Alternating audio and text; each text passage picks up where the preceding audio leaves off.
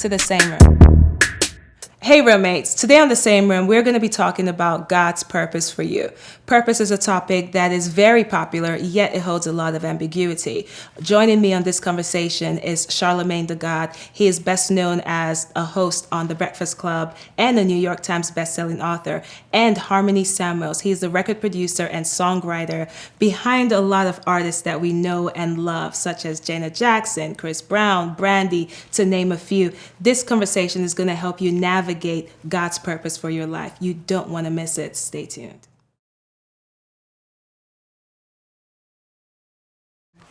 How are you doing today? I'm blessed, black, and highly favored. How are you? That's like the that's like the fancy version of the bishops. Yeah, bishops always say they're blessed and highly favored. I just like to throw the black in there too, because that gives me, that makes me feel empowered as well. That's when you say you're blessed, you feel empowered. When you say you're highly favored, you say you're empowered. You feel empowered, but when you say you're black, you feel empowered too. That's that black privilege right there. There you go. There you go. I love that. So this conversation, we're going to be talking about discovering God's purpose for you. And before we get into the core of that, I would like to ask you both, did you always know that you would be where you are in the industry right now? Let you do the work. Yes, 1,000,000%. Because I remember, being an intern at Z93 Jams in Charleston, South Carolina in 1998. And then when I started off as a part-time radio personality, I remember doing overnights. The overnight shift was like midnight to 5 in the morning, and I remember just going down these rabbit holes of radio personality. So this was like 99, so I was listening to like, Angie Martinez and Wendy Williams and, Star and Buck, and Tom Joyner was syndicated in our market, and Doug Banks was syndicated in our market. And I remember just saying to myself, if I'm going to do radio, I want to do it on that level. I don't want to be just another. I don't want to say just another, but I didn't want to be just in one market, doing time and temperature and introducing the next song. Like, I didn't want to just be an announcer. I wanted to be what I call a super jock. If you rewind, if you go beyond that point, where the time where you wanted to be a rapper, during those moments of your life, did you think that this is where you end up? Well, no, but that's why I believe in divine misdirection. Because I got a tattoo of Wolverine from the X-Men on my arm holding a microphone. So in my mind, I knew that a microphone would change my life. Just at that point, I thought it would be rap. But eventually a microphone did change my life. It just happened to be radio. And me pursuing that rap career is what ultimately got me in the lane of radio, because I was in a studio one day, Never So Deep Records. I think it was Never So Deep. It was Never So Deep RTNT. I'm pretty sure it was Never So Deep. And I met my man Willie Will. And Willie Will was a radio personality in Charleston at the time. Wow. So I just asked him, how did he get in the radio? And he's the one who planted that seed in my head and told me, like, yo, I just went down there and got an internship. And I was like, I don't have to be in college. And he was like, nah. And mind you, this is 1998 in Charleston, South Carolina. So totally different ball game as far as getting in the radio. Yeah. But if it wasn't for me having that initial dream of rap, then I would have never gotten to that lane of radio. But that's why I do believe in divine misdirection. Because it was also, my man Dr. Robert Evans, who was the CEO of Never So Deep Records, him and my man DJ Bless, his son, he's the one who told me, F your rap dreams. You know what I'm saying? He's the one who said, yo, you're not good at rap, but you're great at radio. Yeah. And you could be one of the greats if you focused on that. And this is Charleston, South Carolina, when I'm a part-time radio personality, and he saw that vision for me. So yeah, from day one, I knew that I wanted to be in the position that I'm in now. Like, I was admiring the big boys and the sways of the world, and still do, but I wanted to be amongst that number, and I knew at least at some point in life, for my generation, I would be considered one of those super jocks. So hopefully I've gotten to that point. And I love that phrase you use, divine misdirection. Yeah. Because sometimes there are these indicators in life, and perhaps we filter or we try to understand what that means through what we see. So growing up, did you see more rap artists? And so it's like, I know it's a mic, but then I'm thinking it's rap. Well, yeah, when you're a young black man and you grow up in the hood, the people you see that are successful when you turn on your television most of the time, the people you see that are successful that are black are usually in entertainment or athletics. Right. I'm 5'6". Like, I don't have a wicked jump shot. You know what I'm saying? Like, I was too bad in school to ever play sport. So just for me, I felt the way out of the hood was either through entertainment or through athletics. So that's why I pursued that dream. Beautiful. And how about you? Well, one of the things I believe is God has a plan and we have a plan, right? Yeah. And somewhere in life, God's plan and our plan come together. Yeah.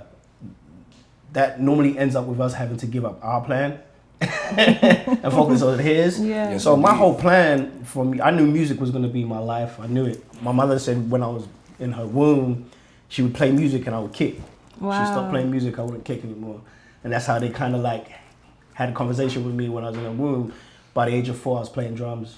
By the age of 12, I'm playing 5 instruments Wow. without going to school. Because you were self-taught. Self-taught, That's right? amazing. Just at home watching people, and so I always knew I was going to be in music, right? Mm-hmm. And I wanted to be Usher at one point, and so I wanted to be Michael Jackson. I wanted to be Usher, and God had other plans, And everybody's like, "Yo, man, why don't you do an album?" And I remember when I was like 18 years old, I really kind of was trying to figure out whether I was going to be a music producer because I was great at creating things from scratch. I was just Yeah. good at going to the studio. I can hear it. I create it. And being on stage with all that pressure of having to live up to just that world. And I was like, and God was like, nah, bro, it's not for you. And because he wanted me to teach artists how to survive in the game. You know what I Yeah. mean? So that was my job. You know what I mean? So the passion I have, like my singing, everyone's like, but you sing though. I'm like, yeah, but I use it to coach people in the studio. You know what I mean? When I'm recording, whoever it is recording, like it just became tools that I use. My ability to understand what an artist looks like, my Yeah. ability to, that's a star, might need work. All of that became a tool because of my desire of what I thought I wanted for myself is now being used as a tool for somebody else, just Yeah. like him. You know what I mean?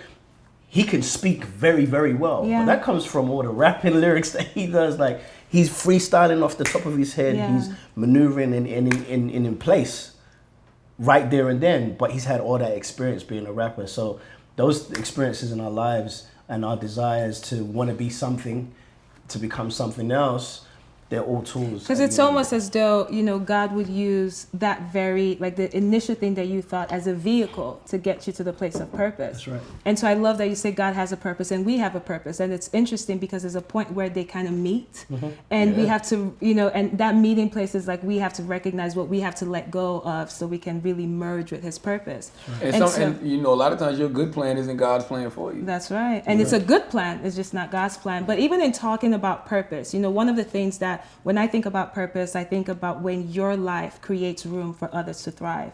What you mentioned. I like that kind of talk right there. I like that kind of talk. So what you mentioned, deals with how you are helping people. That's right. And Charlamagne, I've been following, the things that you do and how there's this evolution really of how you're using your platforms to begin to pour into people. And so right now, our generation is a social media age. Everyone wants to be an influencer, but not many are looking to make impact. And so I would like to even hear from you guys, what were the moments like when you started realizing like, this is really not about me? I was reading Dr. Wayne W. Dyer, The Power of Intention.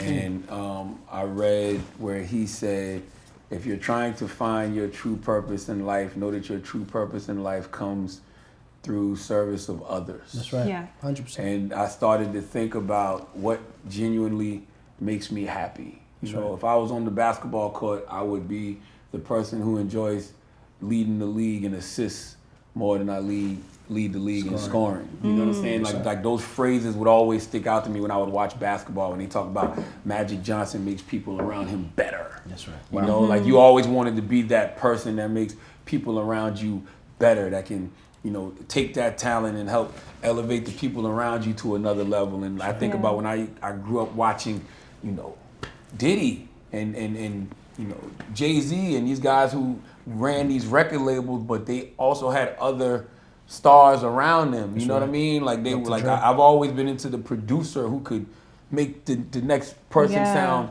hot. So for me, it was that quote from Wayne W. Dyer that let me know, like, man, none of this is about me. And then no doubt, I remember being selfish at one point in my life. When I first started the Breakfast Club in 2010, I remember telling my homeboy DJ Frosty, I said, I'm gonna do something that I've never ever done before in my existence, and that's focus on me. Because I said to myself, if I can get myself in the position that I feel like I need to be in, then I can really hold that door open and help other people get in. And I feel like I've done that. And that's really what I enjoy doing. I enjoy doing that more than anything. I like empowering people. I like finding that next talent, whether it's radio, whether it's that next dope comedian, just that next star in general, and like helping elevate their voice, or that person who, can speak consciousness to our community, you know what I'm saying, who can say things that can empower the Black community in some way, shape, or form. Like, how do we elevate those voices? So, but I even want to, because even when you said, like, in that moment, you felt like you were, you were being selfish. But that's the kind of selfishness that is also in a way selfless. I do believe there are moments where you're being selfish to be selfless. And there are moments where you're being selfish to be selfish. Absolutely, because I can't help nobody if I don't help myself. No, but even in regards to that, I remember there was an interview that you mentioned how your first radio job, you talked about how, when you got fired from that position, you said that you felt like God took that away from you because you misused the platform. I was using the platform. What did you mean by that? This was when I was working at High 98.9 in Charleston, South Carolina. And this was just like my first taste of celebrity, so to speak. And it wasn't really no real celebrity. It's just that, I saw my name on a marquee. We went out to this club called the Nightlife in Kings Creek, South Carolina. And we went out to this, my name was on the marquee and it said Charlamagne the God. And I'm like, oh shoot. And then like, that was my first, experience with fame and groupie love. Yeah. You know what I'm saying? I know exactly. And it's just like, I remember, this young lady was kicking it with us, and we treated her great. It was a great time, but I just remember feeling so empty after that. I'm like, it gotta be about more than this. It gotta be about more than using the power of the microphone to get pussy. I don't like talking about pussy. I'm talking about faith. But you know what I'm saying? So it you can make us a cat. Yeah. Okay. It made me feel empty, and like I was really feeling myself though. I'm talking about just in general. Yeah. Like I was. Now that is a different kind of selfish. That's what I'm talking about. That level of selfishness where it's almost like you're manipulating the platform for selfish gain. Absolutely. And don't get me wrong, I was still doing things in the community and helping people, but I knew that I just needed to be checked. Yeah. And I think we all go through that at some 100%. point in our career. So when I got that first firing, I was really mad at the program director. His name was Corey Hill. I was super mad at him. And then I had to sit back and think about it. And I was like, nah, I called that on myself. Yeah. And I really feel like God took that away from me because I was abusing the power of the microphone. Yeah. And I've never had that problem since. That's beautiful. And Harmony, what do you feel like was that moment that God revealed your purpose to you? I mean, the first time, there's different sides to purposes, right? So I always knew that before I left this earth, I was going to do something great. And I was 13 years old. And I remember my parents, my mother, who's a very, very just prays. Like, I've never seen anybody pray like my mother does. Wow. Like, she prays to the point where sometimes we're just in mid-conversation and she goes into prayer. Like, it's become so accustomed to it. That's beautiful. Being Nigerian and being born in London, we had a lot of different fights from maybe Black America to have. You know what I mean? A lot of people look at Black British people and feel like, oh, y'all had it different. Like, we drank with tea with the Queen. It was like, nah, bro. Like, we had hoods and we had our own racism and our own fights. And my parents were immigrants. They weren't even supposed to be in the country. So us living in the neighborhood that we did live in and then going to private Catholic school, which was it was a white dominated school. There were a lot of fights that I had to have. But anyway, so she spent a lot of time praying to keep us covered. And this particular time she prayed and she had a dream that one of us was going to get hit by a car. It's four of us. I'm the oldest of four. And the person she saw in the dream was my little brother with Down syndrome, Emmanuel.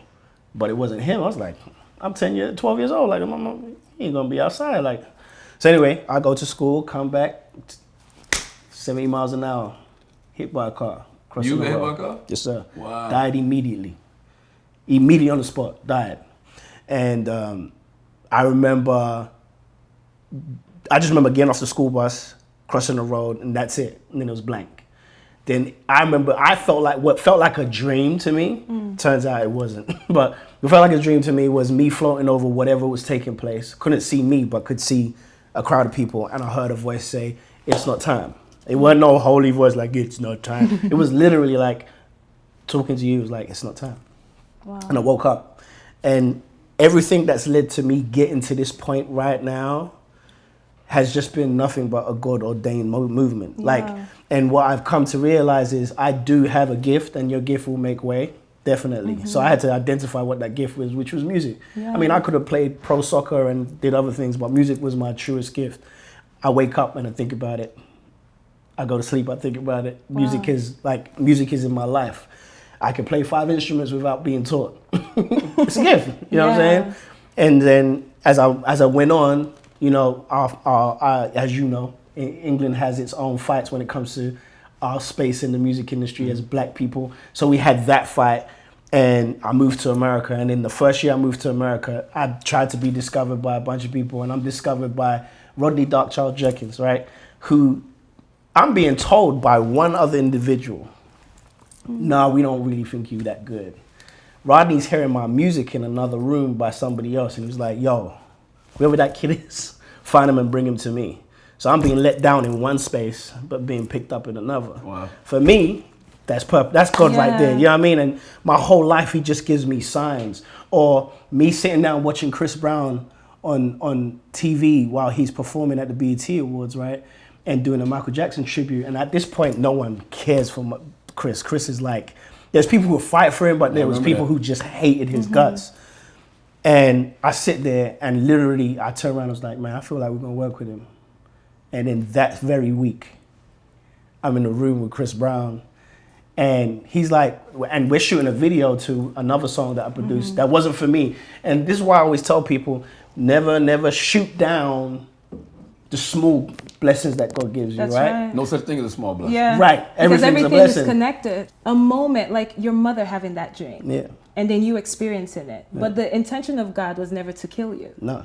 It was almost like a point that you would connect to, almost like, you know how you have these near-death experiences or these awakening experiences that stay with you forever. And so no matter any room you enter, there's something in the back of your head that's making you understand that the reason I'm in this room is bigger than what's in this room. Because the experiences you're having, some other person can have that experience, and their fascination or the epitome of success would be being in that room. Right. But when you have that in the back of your head, like, it's not your time. I didn't just have you live to make music, let's say with Chris Brown. There's something that this platform holds for you. But not only that, it also was a reminder that I do have a time. Yeah. There's a day where this comes to an end. So you got to live full out. Do you know what I mean? Like, I wake up every day knowing, like, it's by grace I'm here. You know what I mean? Because that could have been it right there and then. Every time I hear a story of someone losing their life, you know, people I know, people who take their lives, like, my heart breaks because it's like, damn, like, I know what that feels like to be like, yo, you've got a time. And to not live the fullest and to stay humble with But you know, it. something about you that I love is, I mean, even when I hear about the people you've worked with, it goes beyond music. It goes into how you pour into people and how you feed them. Right. And it's just like when I think of you, Charlamagne, it's beyond your influence and everything. You start opening these different avenues with writing, you don't have to write for you. All this is for people. It's for someone else to pick that book up, someone else that may never pick that book up from, let's say, a pastor.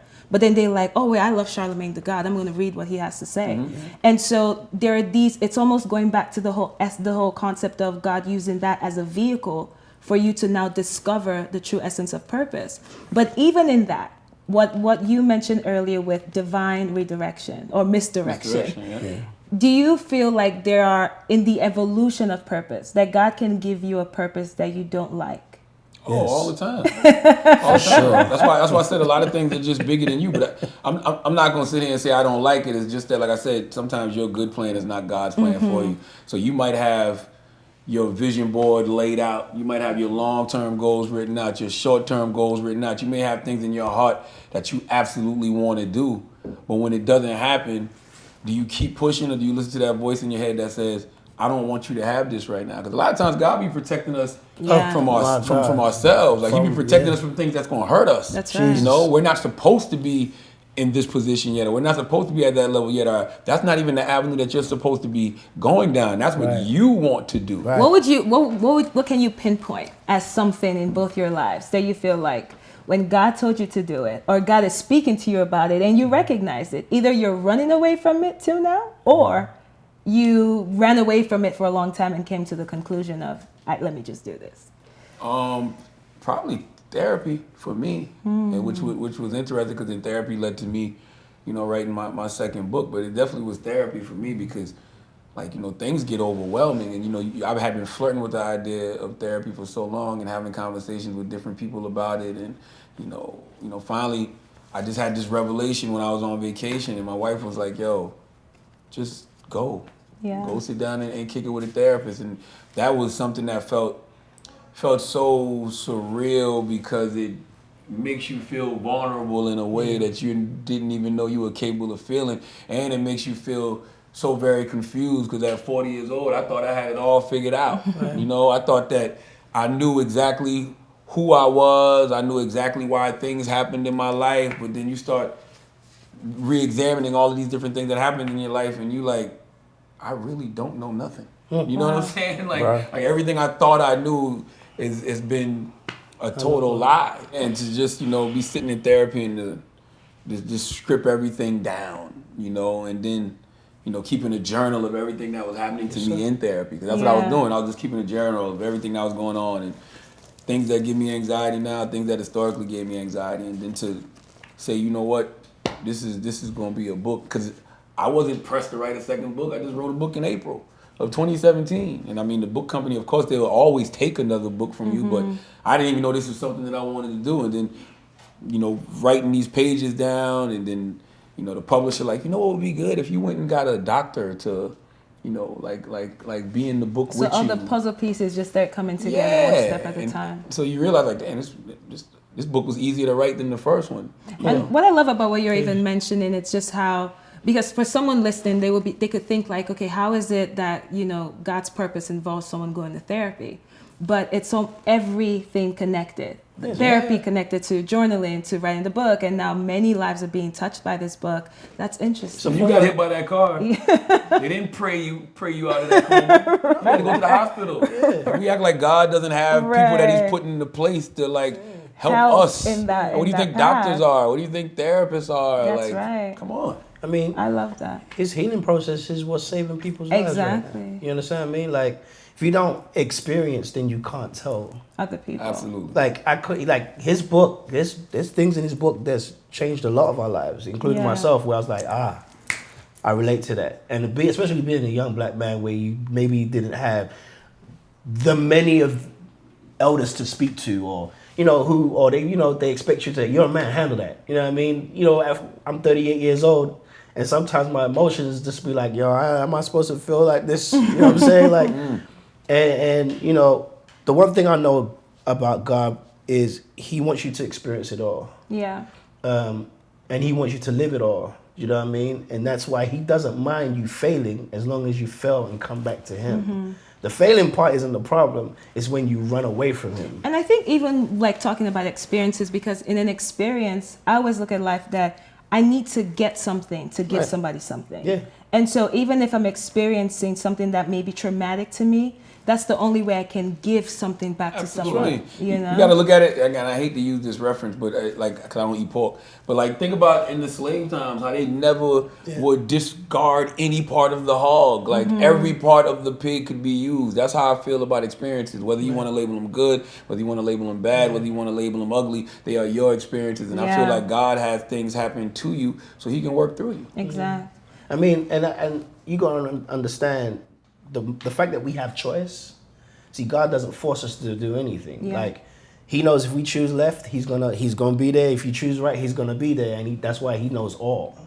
But we still have to make a choice. Yeah. Do you understand what I mean? And sometimes and why purposes change over time is age.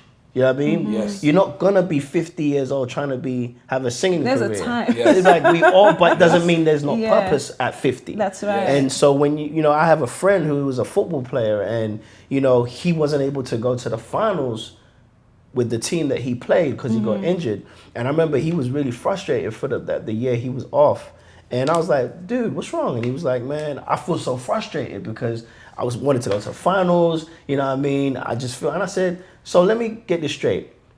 the cards are off the table that you can't go to the finals. I'm like, man, I don't play no more. I said, but you can coach the next team to go to the finals. Absolutely. Which means you will still accomplish the dream that you had to go to the finals. So and it could just evolve. It could evolve into something else. What do you think drives your purpose? Like, what do you think is the driving force behind it? Because what I'm hearing is like there's sacrifice. There's the understanding of the essence of time. Like, I'm not going to be here for that long. Like in my life, I think of empathy. I think that there are things that I have experienced, and that is the drive for me is that I connect with what God revealed to me. Because no matter the different hats I may wear, whether it's as a pastor or an author or talk show host, the very core of my purpose, I define it as to teach people about the love of God, and almost to help people navigate what their identity in Christ. I can identify to two things. I want to ask you a question. When you say teach people the love of God, right? What does that even mean to you? To me, now there are different layers to that, because even the teaching, it's almost, I would even say it's to bring people in an awareness of the love of God. And so the awareness of God's love can be layered into, first of all, understanding that He is for you. And that's why I love the word teach, because when you break down the character of God, because the character of God in our generation has really been tainted. It has become a thing where even people would use the Bible and manipulate the scriptures and make it look like God is this, control freak or something like that. But in the character of God, when people look at the scriptures and they realize like, wait, this happened, but it was for this. This happened, but it was for that. Like when you talk about your accident, now someone may say, oh, wow, why would that happen? Like, you died. But that was a moment that God was giving you as something to remember, like you don't have that much time here. And so in the teaching element is for people to understand first the character of God. And when I talk about the love of God, I think that is also layered. Like one of the things that, just even as a pastor or even in the things that God allows me to move in, the prophetic. The prophetic to me is the essence of God's love. When people recognize that, wait, God, you see me. God, you know me. Like, God, how is that? Like, how could that person know that about me? But that is not even about the person. It's about the love of God saying, like, I know everything about you. I know what you were wearing when you woke up. That should tell you that I see you. I'm for you. And so those different layers is that, no, God loves us. Like, God loves you. And I think that one of the things we say so, freely is like, Jesus loves me or God loves me. But if we really move in the understanding of what that means, it kills a lot of things. Like it kills a lot of just a fear, because you're like, wait, the creator of the universe is for me. I'm good. Like I might not understand what's happening right now, but I'm good. Absolutely. And that's the problem with society today. Yeah. But you gotta understand, society today is built up of years and years and years and years, even up to the biblical times. Like these are stories and layers that's just been building up to the point that we're here. Because you just said something interesting. You said fear, right? Man's first sin was fear. Do you know what I mean? First what? Sin was fear. Like the moment she ate the apple and he ate the apple, and God came down and said, "Hey, where y'all at?" They were like, That's interesting. The fear of missing out, actually, if you think about it. Do you know what I mean? And she thought she was missing out on something. Yeah. But and that's what I feel with social media. Like, it's the fear of missing out. Well, everything we built, It's control is based on fear. Like but the reason why the government read, wants to dominate the world right now is because they're afraid another person is going to come. Biblically, when the Israelites got taken over by the Egyptians, was because the fear that the Israelites were outgrowing and they were stronger. When the Africans got taken as slaves, was fear because these guys are bigger than us and stronger than us. Everything up to this point has been built on fear, but then God says, yo, I didn't give you that spirit. At all. I gave you love, power, and if you have a sound mind, you'd understand that I didn't give it to you, and you'd be rest. No, something I read recently was that babies are born with only two fears. The fear of a loud noise and the fear of falling. Guess where I read that? In my book. I read that in your book. Yeah. And what I love about that is everything else we are taught. Yeah. We learn that. It's all learned behavior. Yeah. I agree 100%. Like, I got a 3-month-old at the house. I got 3 daughters, but my 3-month-old, thank you. It's different when you I got a 10-year-old, a 3-year-old, and now a 3-month-old, but it's different because like you pay attention to all of them in a different way. The first one, you're learning how to be a parent. the second one you feel like it's the sequel and you're doing it again, but then you quickly realize the second child is nothing like the first one. That's right. And then the third one you just kind of like enjoying the moment, and that's how she is. Like a loud noise, she'll just jump. You know what I mean? So I don't know if that's fear or if she's startled, but she senses something isn't right. Yeah. And I mean, I think all of us need to get back to just our childlike ways. You know what I mean? Yeah. Like just like that's why I loved going to therapy, because all the learned behavior that I had over the years, I just started stripping away. And even before therapy, it was just things that didn't serve me anymore. Yeah. You know what I mean? Things that got me to a certain point, but they just weren't making me feel good anymore. right. And I think, That's right. you know, when you're in this business sometimes, you can become a caricature of yourself. You know, and I've been saying this for a while, but I actually saw Future say this week. Future was like, I was scared to let go of the drug raps because I didn't know how kids were gonna, if they were still gonna embrace me the same way. Right. But bro, that's part of like letting go of your good plan and embracing God's plan. That's right. You know what I'm saying? Do you feel worthy to serve in the manner that God has called you to? I didn't. I'm just getting there. Had a conversation with Bishop T.D. Jakes, and he quoted Tyler Perry, and you know Tyler Perry has this quote. He just says, "Get to worthy." You know, just I didn't feel qualified to be in the position that I was in, regardless of how hard I've worked. You know, I don't feel like I have any particular talent, any particular skill set that got me to this point. I don't necessarily believe in luck. I just believe in, you know, this is where God wanted me to be. And that's what Bishop T.D. Jakes told me. He said, even if you don't feel like, you know, you're worthy, know that God feels like That's right. you're worthy to be where you are. So I don't want to make a fool of him. You know, it's just like if somebody in this room refers me for a job, or I refer you for a job, like you should go in there and not want to embarrass yourself, but you shouldn't want to embarrass me either, because I'm the one co-signing you. That's right. Who's the biggest co-signer in the universe other than God? So God put us here. He chose us to be in these positions for a reason. Just in life, just to be born, to be a human. You could have been an ant. Nothing wrong being an ant, but I'm saying you could have been an ant. So it's just like, yo, we're human beings. So I want to realize my full potential as a human being on this planet. So yeah, up until a few months ago, I didn't necessarily feel worthy, but I definitely am. I think that's an age thing worthy. too, you know. I think you need to experience life to a certain point, and then you kind of step into, like, I feel like just a few months ago, I'm like accepting, you know, my call and accepting what God has for me, even though sometimes it sounds crazy, you know what I mean? Or sometimes I'm like, but now I'm like, okay, you know what? I'm down with it. And and whether I fail in the eyes of human beings or whether I'm living to what they want me to be, I know that he finds me worthy enough. Yeah. That's what I've been. Because I think worthiness is such a big topic. And like, even when we think of millennials today and the things that sometimes God would impress on your heart, that people feel as though, am I worthy for this task? And one of the reasons I think is because when we look at our past, it's funny, the very past that gave you what you could give someone, we use it to say, this doesn't qualify me. Yeah. Yes. Disqualifies us, Yes. And I think social media can play a big part in that too, because no matter how much you've grown, no matter how much you've evolved, they can pull old tweets from 10 years ago, old comments from 10 years ago.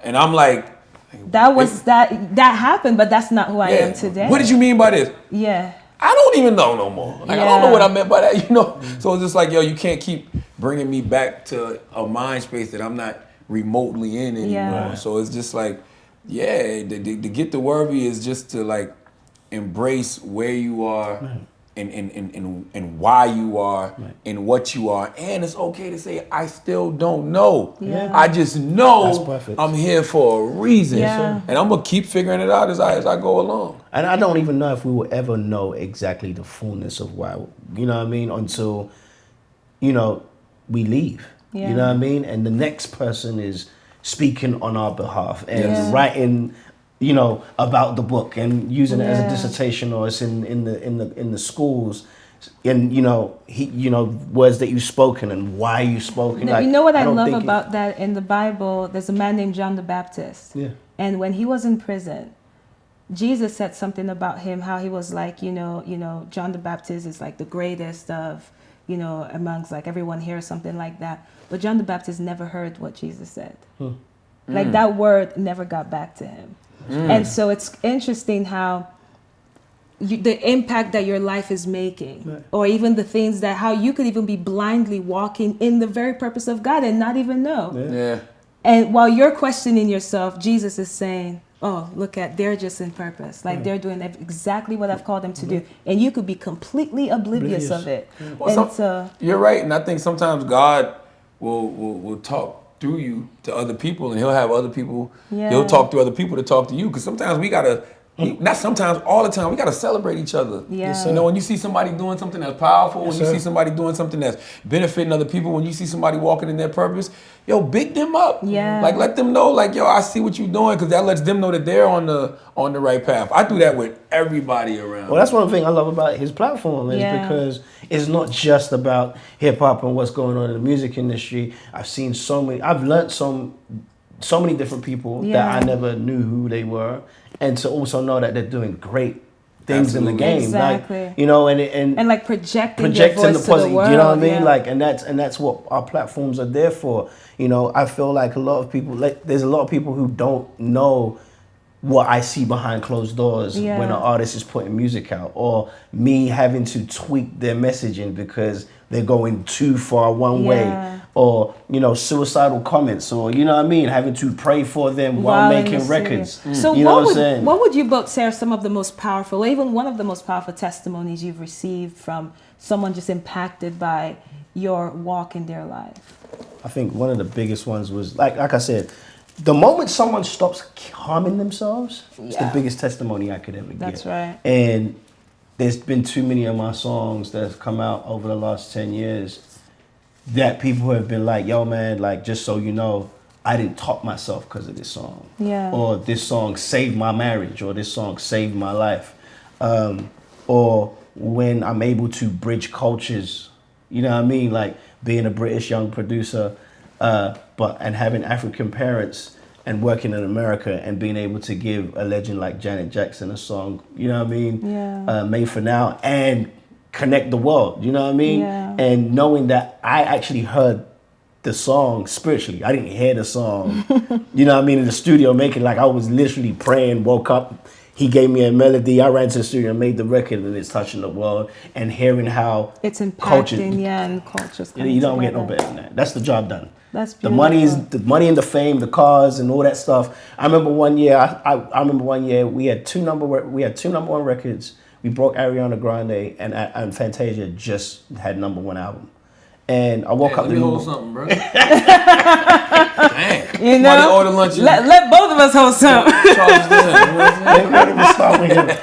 And I remember waking up, and you know what I'm saying, my whole dream was to get to this point where I was like, I was watching my Rodney, I'm watching Pharrell, Timberland. I'm like, I want to be like them one day. And then finally I'm here, and I woke up and he's like, congratulations, man, 2 #1s. And I was so sad. I was like, firstly I was exhausted from all the work I'd put in. Secondly, I was sad because it was like, is this it? I got the numbers on the board, and this is it. And that's why I related when he said, I felt empty. Yeah. I felt so sad. So when I see the testimonials of lives changing, that's and people are, you know what I mean? Like, I have songs that have never been made a dime that I've got testimonials on. Wow. See, those ones are special to me because I'm not necessarily seeing the benefits of it, but I'm seeing the benefits of it. Yeah. I'm not physically cashing in a check, but I'm physically seeing lives change. And for me, that's what I'm here for. Sow the seed into the ground. Keep putting it in the world. And let the seed do what it's going to wake up one day, you're going to be like, whoa, I've got a forest. Right. Do you know what I'm saying? Of blessings, not just for me, but for other people. I love that. You know what I mean? How about you, Charlamagne? Yeah, I mean, I don't really have one because I literally get those all the time. Yeah. You know what I'm saying? Walking through the airport, being in a restaurant, like literally, I can literally think of 15 different times that happened to me yesterday. You know, somebody walk up to me at the airport like, yo, Charlamagne, I read both of your books, man. You know, I go to therapy now because of you. I'm in the restaurant last night. This dude walks up to me and he's like, yo, man, you know, I just love how you speak up for us. And, you know, like I get those all the time. And every single one means something to me. Like I was having a meeting last night in the lobby of the hotel, and this young woman named Aisha came up to me and she was like, yo, my friend really wants to meet you. Like she literally talks about you all the time, but when we started having a conversation, she was talking to me about the growth she's seen in me. She was like, yo, I remember you was this ratchet ass dude, and like you still got the ratchet in you, but you empower people now, and you know what I'm saying, you enlighten people, you've evolved, and like those are the best compliments to me, because I'm like, man, thank you for just recognizing my growth, and her recognizing my growth is helping her to grow, so it's just like all of them mean something. And thank you for willing to grow. A lot of people don't want to grow, bro. Because that's the sacrifice. Like that's the sacrifice to be like, yo, the focus, the time, it's real, because I think even when I reflect on that, I think it's true, because even from a pastoral side, there's a lot of testimony, but there was one in particular that really touched me, and there was a lady who, she was contemplating abortion. So she had not told her family that she was pregnant. She was really young. So when she found out that she was, because the whole scenario was very messy, the person who was the father, it was just a whole mess. So it was not just the fact of her age, it was a lot of things connected to it. And she had reached out to me after a particular message that she heard, and she says, if God really sees me, I know I'm going to be all right. And we spoke and everything, and she ended up keeping the baby and made me the godmother. Oh, wow. Awesome. So she would send like photos, but those are the moments that makes the sacrifice worth it. Yeah. Because the truth is, there's a lot of sacrifice. Like there's a lot, like even like you being here right now, right after this, you have something else you got to go to. Mm-hmm. And all of that focus, that drive. And when you're doing it with the heart posture of serving people, right, it's a whole thing. Because if it's about money, the moment you hit your amount, you're done. You like top out. The money doesn't change. Yeah. I mean, it does change things, but it doesn't.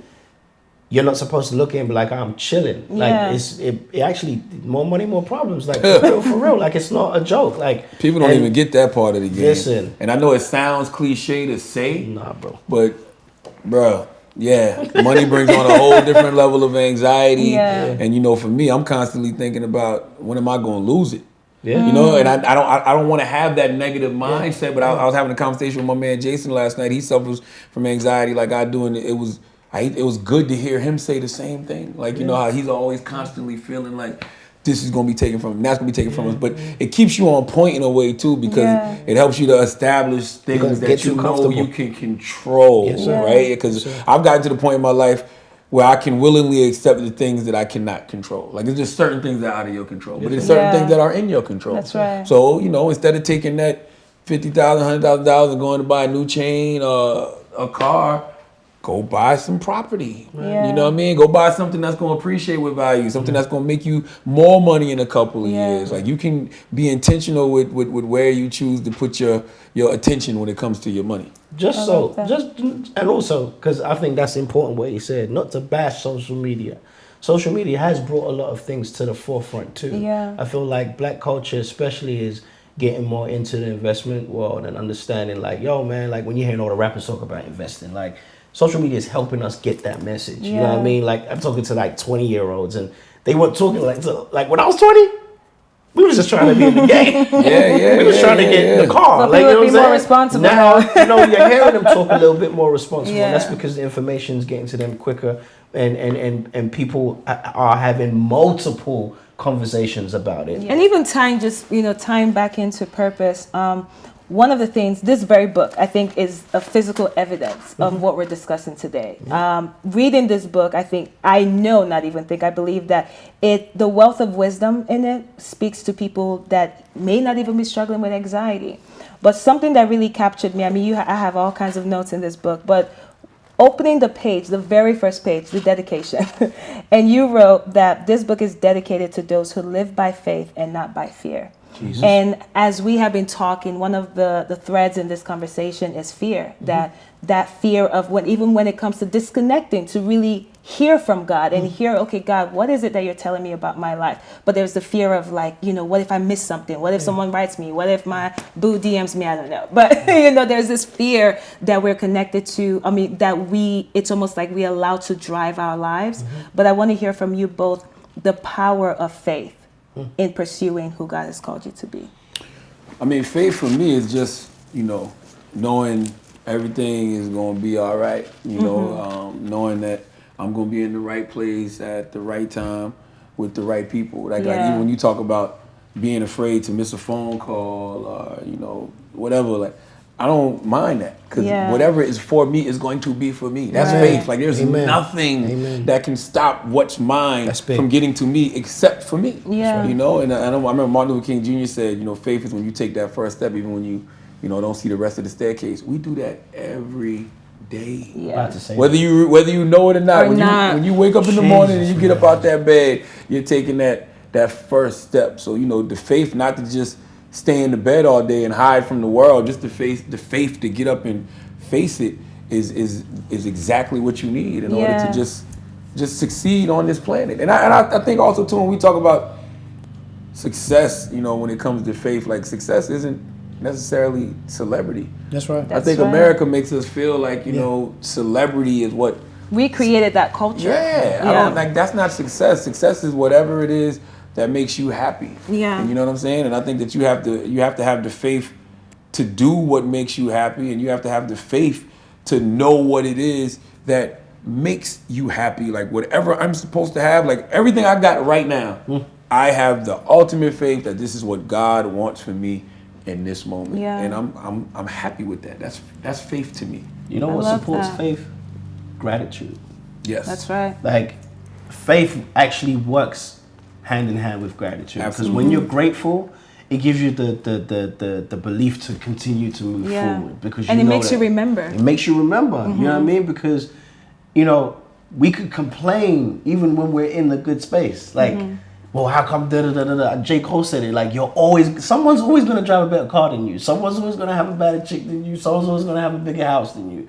And if you keep chasing what somebody has over you, then you're never gonna be satisfied. Yeah. But when you're grateful, you know that whatever's next for you is going to be for you. Faith, that it balances it out. And without the gratefulness, if you can't be grateful to God that you took a step, as you said, we go on planes every day. Every day. And we don't even think, blink an eyelid, it could be over right there. You have no control when you're on a plane. We're on a seat in the sky. In the sky. It's done. Finished. That's crazy. You know what I mean? And there's just faith. That's just faith. You're not thinking about it. And never see the pilot. Ever. Rarely. and I try to go out of my way when the flight is over just to peek in and say, yo, thanks, man. Thank you. That's gratitude for real. Like, thank you, Mr. Pilot, who God said go get your aviator license some years ago. And I'm going to just go by faith. and stayed sober on the flight and didn't do nothing crazy. Yes. I mean, we live by faith. Yeah. We are created with it. Like we are. Because to a certain degree, even fear is just faith in the wrong direction. Yeah. Because you are putting belief in something that you have no guarantee if it's going to happen. No, in the book, I have an acronym that I use that my homegirl Kay Fox gave me, and it's FEAR. And it's, face everything and rise, or fear everything and run. Wow. So, that's what I do. I like to use my anxiety and my fears as fuel. You know what I mean? Yeah. Like you like I said, no experience is wasted. There's nothing you go through that's wasted. This is so powerful that I just want us to close this in prayer. Like this. Let's do it. But I actually want you to pray, Charlamagne. You want me to pray? Go ahead, Bishop. All right, let me take a deep breath and let God work through me. God, thank you for this moment. Thank you for this conversation. Thank you for allowing me to be in this space right now with these two powerful individuals. Thank you for the conversation that we had, because it is a conversation that I know we all will walk away from feeling a little bit more evolved, a little bit more grown. I know people watching this will quite possibly feel the same way. God, I just want to say thank you. Thank you. Those are the two most powerful words that I can always constantly tell you. Gratitude is always my attitude.